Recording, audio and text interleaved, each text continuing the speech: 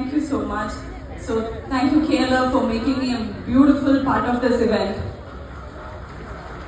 പിന്നെ കോഴിക്കോടിനോട് എനിക്ക് പറയാനുള്ളത്, ഞാൻ എപ്പോഴും വരുന്ന ഒരു സ്ഥലമാണ്, ഒരുപാട് സന്തോഷിച്ച് തിരിച്ചെത്തുന്ന ഒരു സ്ഥലമാണ്. ഇവിടുത്തെ സ്നേഹം അല്ലെങ്കിൽ ഇവിടുത്തെ ഭക്ഷണം അത് ആസ്വദിക്കുക അല്ലെങ്കിൽ അതിനൊരു അവസരം കിട്ടുക എന്ന് പറയുന്നത് എല്ലാവരുടെയും ഒരു ഭാഗ്യമാണ്.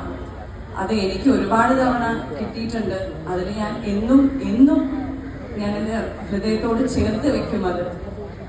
പിന്നെ KLFനെ പറ്റി ഞാൻ വായിക്കുകയായിരുന്നു.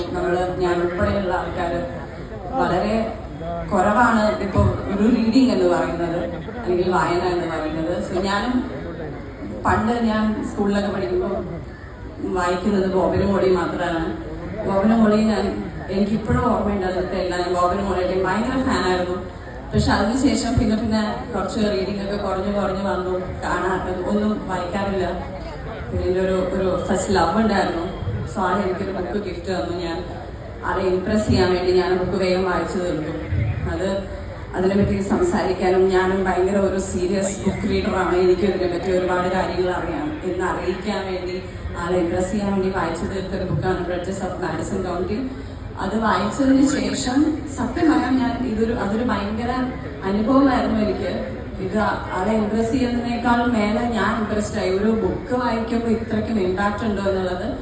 പിന്നെ ഞാൻ കുറച്ചു കാലം അതിൻ്റെ പിറകെയായിരുന്നു. ഞാൻ പുതിയ ബുക്സ് വാങ്ങിക്കുന്നു, അതിനെപ്പറ്റി വായിക്കുന്നു, പിന്നെ ചില ബുക്ക് കഴിഞ്ഞു പോകുമ്പോൾ കരയുന്നു. പക്ഷെ ഇപ്പം പിന്നെയും ഞാൻ അങ്ങനത്തെ ഒരു ശീലം മുഴുവൻ തീർന്ന് ഇരിക്കുകയാണ്. ഞാൻ ഇപ്പോൾ ബുക്സ് വായിക്കുന്നത് വളരെ കുറവാണ്.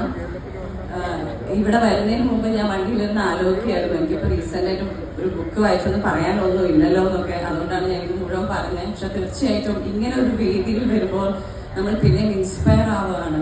ഇനിയും നമ്മൾ ഒരുപാട് നല്ല അല്ലെങ്കിൽ എഴുത്തിനെ സ്നേഹിക്കുന്ന, കലയെ സ്നേഹിക്കുന്ന ആൾക്കാരാണ് നമ്മളെല്ലാവരും. അങ്ങനെ ഒരു മനുഷ്യരുള്ളിടത്തോളം കാലം KLF തീർച്ചയായിട്ടും ഇവിടെ ഇത്രയും വൻ വിജയമായി. ഈ ഒരു ക്രൗഡ് തന്നെ അതിനൊരു പ്രൂഫാണ്. എഴുത്തിനെ സ്നേഹിക്കുന്ന അല്ലെങ്കിൽ കലയെ സ്നേഹിക്കുന്ന ആൾക്കാർ എന്ന് പറയുന്നത് ഈ ഒരു ക്രൗഡ് മാത്രം മതി അതിനൊരു പ്രൂഫായിട്ട്. നമ്മുടെ